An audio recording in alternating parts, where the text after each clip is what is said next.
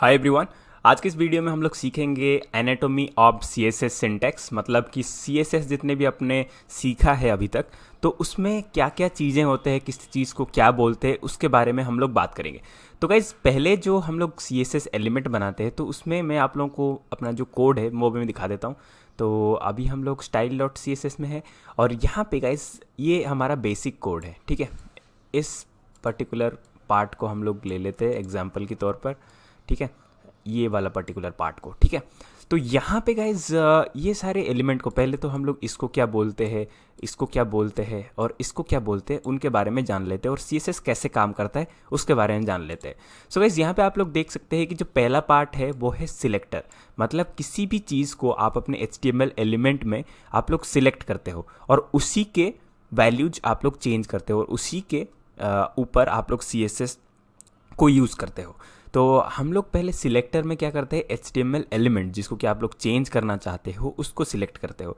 तो जैसे कि ये वाले एग्जाम्पल पे, हमारे पहले एग्जाम्पल पे हम लोग बॉडी टैग को सिलेक्ट किए कि बॉडी टैग में हम लोगों को चेंजेस करना है। अगर आप लोग यहाँ पे देख सकते हो अपने जो HTML में हमने जो वेबसाइट बनाया था, यहाँ पे हमने बॉडी में चेंजेस करना चाहा तो बॉडी वाले पार्ट को हमने यहाँ पे सिलेक्ट कर लिया, तो इसको हम लोग सिलेक्टर बोलते हैं। उसके बाद जैसे ही हम लोग HR टैग में सिलेक्ट करना चाहते हैं, HR टैग में चेंजेस करना चाहते हैं, तो हमने HR टैग को सिलेक्ट किया यहाँ में से, यहाँ पे HR टैग है और हमने इसको सिलेक्ट कर लिया। और अगर आप लोगों को H3 टैग में चेंजेस करना है तो H3 टैग को आप लोग सिलेक्ट कर सकते हो। जैसे कि अगर यहाँ पे हमने H1, H2, H3 ऐसे ही इसको हमने सिलेक्ट किया। एंड सिलेक्ट करने के बाद क्या होता है, आपको दो कर्ली ब्रेसेस देने पड़ते हैं और इसी के अंदर आपका CSS प्रॉपर्टी और वैल्यू रहता है। तो जैसे आप लोग देख सकते हैं, ये जो H1 वाला पार्ट है हमने यहाँ पे क्रिएट किया है, यहाँ पे कर्ली ब्रेसेस यहाँ पे है, ये स्टार्टिंग है और ये कर्ली ब्रेसेस का एंड है। और इसके अंदर आपका पहला जो पार्ट है वो आता है आपका प्रॉपर्टी, कि कौन सा स्पेसिफिक चीज़ को आप लोग चेंज करना चाहते हो। क्योंकि सिलेक्टर तो ईजी है, सिलेक्टर में आप लोगों ने सिलेक्ट कर लिया कि कौन सी चीज़ को आप लोग को सिलेक्ट करना है और कौन सी चीज़ में चेंजेस लाना चाहते हो, क्योंकि HTML में आपके पास ऑलरेडी वो बनाया हुआ है। और उसके बाद यहाँ पे ये हो गया वैल्यू, मतलब उस चीज़ को, उस पर्टिकुलर प्रॉपर्टी का कितना चेंजेस करना है और उसमें क्या चेंजेस करना है, वो हो गया अपना जो प्रॉपर्टी वाला पार्ट और जो वैल्यू वाला पार्ट। तो हमारे पास तीन स्पेसिफिक चीज़ें हैं जिनको कि आप लोगों को माइंड में रखना है। जैसे कि ये पहला है सिलेक्टर और उसके बाद है प्रॉपर्टी और उसके बाद है वैल्यू, और वैल्यू के बाद आपको सेमीकोलन दे के आप लोगों को इस चीज़ को एंड करना है, ठीक है।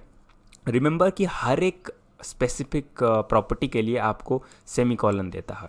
पहले मैं आप लोगों को बताना चाहता हूँ कि सिंटैक्स क्या होता है। Syntax is basically grammar for coding languages. किसी भी कोडिंग लैंग्वेज का जो ग्रामर होता है उसको हम लोग सिंटैक्स बोलते हैं। क्योंकि अगर आप लोग इंग्लिश में अगर बात करें या फिर हिंदी में बात करें तो उसका जो ग्रामर होता है उस पार्ट को हम लोग सिंटैक्स बोलते हैं। क्योंकि अगर ग्रामेटिकल एरर रहता है तो वो सेंटेंस का मीनिंग डिफरेंस हो जाता है। एंड अगर आप लोग किसी भी प्रोग्रामिंग लैंग्वेज की बात करें तो उसमें अगर कोई ग्रामेटिकल एरर रहता है तो वो प्रोग्रामिंग लैंग्वेज जो है, अगर जो आप लोग कोडिंग करते हो तो वो सही से रेंडर नहीं हो पाता और सही से ब्राउज़र में शो नहीं करता। तो इसीलिए उसके ग्रामेटिकल पार्ट को जानना बहुत ज़्यादा ज़रूरी है। तो किस पार्ट को क्या बोलते हैं और उसका एंडिंग कैसे करते हैं, तो उसको हम लोग बोलते हैं सिंटैक्स। तो सिंटैक्स में हम लोगों ने सीख लिया कि पहला बात है सिलेक्टर, कि किसी चीज़ को सिलेक्ट करना है, उसके प्रॉपर्टीज़ को डिफाइन करना है, एंड देन कितना वैल्यू में चेंजेस करना है उसको डिफाइन करना है। First, who is that you want to modify or change, then what do you want to modify or change, and what value you want to change. तो पहला part है सिलेक्टर। तो सिलेक्टर हमने सीख लिया कि सिलेक्ट किसको कैसे करना है। उसके बाद है प्रॉपर्टी पार्ट। तो आपको there are multiple properties. CSS में आपके पास मल्टीपल प्रॉपर्टीज़ होते हैं, जैसे कि यहाँ पे बॉर्डर स्टाइल हो गया, हाइट हो गया, बॉर्डर टॉप स्टाइल हो गया, उसके बाद बॉर्डर का कलर हो गया, बॉर्डर का विड्थ हो गया। ये सारे जितने भी एलिमेंट्स हैं आप लोगों को इसके बारे में पता कैसे चलेगा, आपको कैसे पता चलेगा कि इतने सारे चेंजेस मुझको करने हैं, क्योंकि आपको तो ये सारी चीज़ें याद नहीं है ना। तो उसके लिए हम लोग क्या करेंगे, ठीक है। तो उसके लिए मैं आप लोगों को वन ऑफ द ईजीएस्ट वे बताता हूँ। आप लोग सिंपली MDN वेब डॉक्स में जाइए एंड MDN वेब डॉक्स में आप लोग टेक्नोलॉजी में हर एक चीज़ का रेफरेंस आप लोग ले सकते हो। जैसे कि HTML का रेफरेंस, CSS का, जावास्क्रिप्ट का, कि कौन से चीज़ इसमें है जिसको कि मैं चेंजेस कर सकता हूँ। जैसे कि अगर मैं CSS की बात करूँ तो CSS में आपको यहाँ पे लेफ्ट साइड में रेफरेंस मिल जाएगा। हर एक स्पेसिफिक प्रोग्रामिंग लैंग्वेज का। HTML की बात करें तो यहाँ पे HTML का भी रेफरेंस है, आप जावास्क्रिप्ट की बात करें तो जावास्क्रिप्ट का भी रेफरेंस है। तो हम लोग को सिलेक्ट करना है CSS, क्योंकि हम लोग CSS पे काम कर रहे हैं। CSS में सिलेक्ट करने के बाद आप लोग जैसे ही नीचे आते हो, सॉरी यहाँ पे आप लोगों को मिल जाएगा रेफरेंस सेक्शन में, मैं एक बार रेफरेंस ये वाला हो गया रेफरेंस वाला पार्ट। और रेफरेंस में आप लोगों को CSS रेफरेंस का यहाँ पे ऑप्शन मिल रहा है, CSS रेफरेंस में क्लिक कर लीजिए। एंड जैसे ही आप लोग क्लिक कर लेते हो, थोड़ा सा नीचे जाते ही CSS के यहाँ पे इंडेक्स वाला जो पार्ट है, उसमें जितने भी CSS एलिमेंट है वो यहाँ पे आप लोगों को देखने को मिल जाएंगे। इतने सारे चीज़ें हैं जिनको कि आप लोग चेंजेस कर सकते हो, एंड अकॉर्डिंग टू आप लोगों के जो लेटर्स है, जैसे कि F के अंदर जितने भी आते हैं, V के अंदर जितने भी आते हैं, तो वो सारी चीज़ें यहाँ पे आप लोगों को शो कर रहे हैं।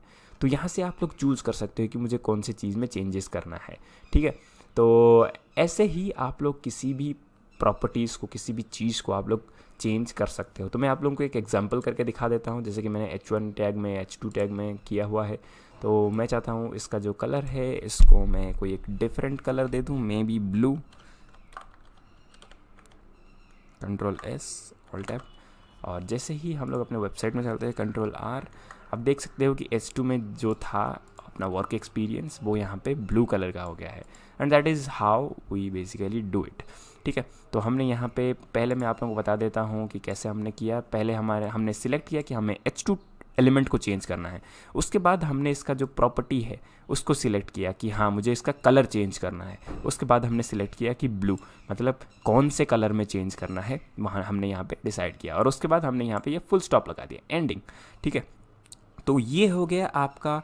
मैं भी अगर मैं चाहता हूँ कि इसका फ़ॉन्ट साइज़ चेंज करना, कि हाँ चाहता हूँ मैं बहुत बड़ा फ़ॉन्ट साइज़ हो जाए, क्योंकि फ़ॉन्ट साइज़ का भी आप लोगों को कैसे पता चलेगा, जैसे कि अगर आप लोग इसमें चलते हो अपने CSS फंक्शंस में, आप लोग यहाँ पे देख सकते हो ABCDEF,